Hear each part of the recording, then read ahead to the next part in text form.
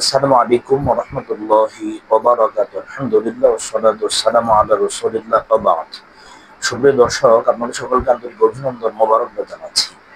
অত্যন্ত গুরুত্বপূর্ণ একটা বিষয়, সেটা হচ্ছে গতকালকে আমরা যে দৃশ্যটা সোশ্যাল মিডিয়াতে আসছে, একজন মানুষকে বিএনপির, বাংলাদেশের বর্তমানে সবচেয়ে বড় বৃহৎ একটা রাজনৈতিক দল বিএনপি, জাতীয়তাবাদী দল বিএনপির কিছু নেতাকর্মীরা একজন মানুষকে রাস্তার মাঝে, মিটফোর্ড হাসপাতালের সামনে রাস্তার মাঝে একজন মানুষকে পাথর দ্বারা আঘাত করে মেরে ফেলে এবং লাশের উপরে দাঁড়িয়ে নৃত্য করার ঘটনাকে কেন্দ্র করে ইতোমধ্যে সারা দেশে বিএনপি থেকে পদত্যাগ পত্র জমা দেয় এবং পদত্যাগের হিড়িক পড়ে গেছে গোটা বাংলাদেশের বিভিন্ন বিশ্ববিদ্যালয় থেকে, বিভিন্ন ইউনিয়ন থেকে, উপজেলা থেকে এবং একবারে জাতীয় পর্যায়ে যারা নাকি রাজনীতির সাথে দীর্ঘ সময় যুক্ত ছিলেন, যারা নাকি টকশো কাঁপাতেন, বিএনপির পক্ষে, জাতীয়তাবাদী দলের পক্ষে যারা টকশো কাঁপাতেন, ডক্টর ফয়জুল হক পরিচিত একজন মুখ, যিনি টকশোতে খুব বেশি কথা বলতেন এবং বাংলাদেশে যিনি দীর্ঘ সময় স্বৈরাচারের প্রায় 16টা বছর যিনি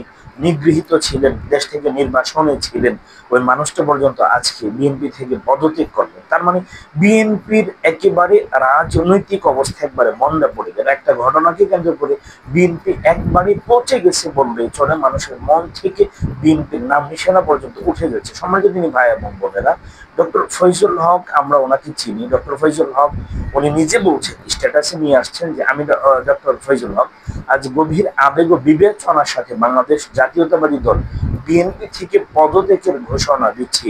2015 সালে গঠিত বিএনপির মালয়েশিয়া কমিটির সহ সমাজ কল্যাণ বিষয়ক সম্পাদক হিসেবে দায়িত্ব পালন করেছি।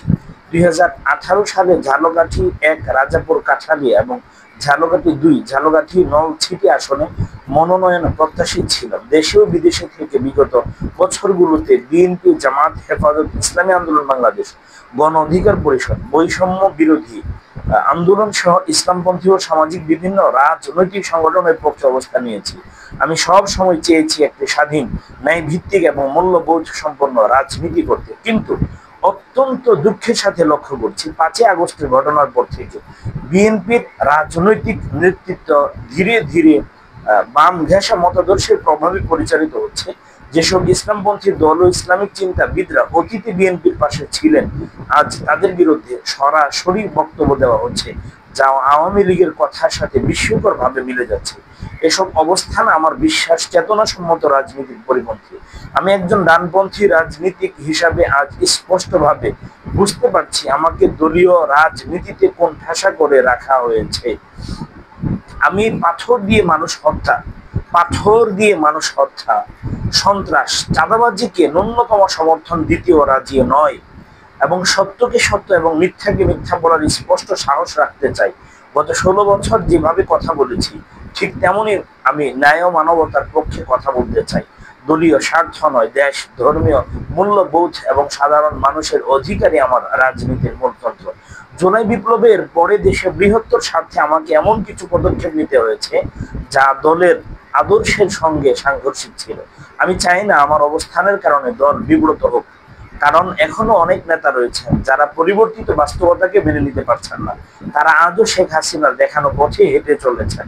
শহীদ রাষ্ট্রপতি জিয়াউর রহমানের স্বাধীনতার ঘোষণা, দেশনেত্রী বেগম খালেদা জিয়ার গণতান্ত্রিক আন্দোলনের ত্যাগ, দেশনায়ক তারেক রহমানের দেশের প্রতি ভালোবাসা আমি চিরকাল শ্রদ্ধার সঙ্গে স্মরণ করব। তাদের প্রতি আমার বিনম্র শ্রদ্ধা এবং শুভকামনা রইল। আমার রাজনৈতিক ভবিষ্যৎ বিষয়ে বলতে চাই, আমি ঝালকাঠি 1, রাজাপুর, কাঠালিয়া আসনে একটি স্বাধীন স্বতন্ত্র প্রার্থী হিসাবে জাতির সামনে আসতে যাচ্ছি ইনশাআল্লাহ। দলমত নির্বিশেষে সবার সমর্থন নিয়ে আমি মানবতা, সত্য এবং ধর্মীয় মূল্যবোধের পক্ষে সংসদে কথা বলবো। আজ থেকে আমি আর কোনো দলীয় পরিচয়ের ছায়ায় নয়, বরং একজন স্বাধীন চেতা, দেশপ্রেমিক মানুষ হিসাবে ভালোকে ভালো এবং মন্দকে মন্দ বলার সাহস নিয়ে আমি চলতে চাই। উনি পথ চলতে চান। মৃত্যুর আগ পর্যন্ত এই নীতিতে অবিচল থাকবো বলে দৃঢ় প্রতিজ্ঞ ইনশাআল্লাহ। সবাই আমার জন্য দোয়া করবেন। বিএনপি সহ সকল রাজনৈতিক দলের বন্ধু বান্ধব, সহযোদ্ধা, শুভাকাঙ্ক্ষীদের প্রতি আমার আন্তরিক ভালোবাসা, শ্রদ্ধা রইল। ডক্টর ফয়জুল হক, সংসদ সদস্য প্রার্থী, ঝালকাঠি 1, রাজাপুর, কাঠালিয়া আসন।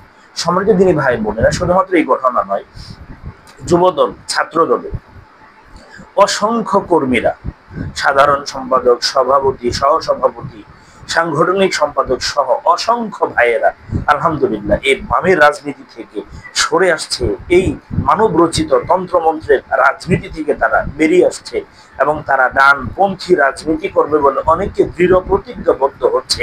এছাড়াও যারা চাঁদাবাজির রাজনীতি করে, খুন খারাপের রাজনীতি করে, প্রতিহিংসার রাজনীতি করে, মানুষের জীবন নিয়ে ছিনিমিনি খেলে, ওই সমস্ত মানুষের সাথে, ওই সমস্ত দলের সাথে সম্পৃক্ত থাকা কোনো ইমানদার মুসলমানের সাজে না।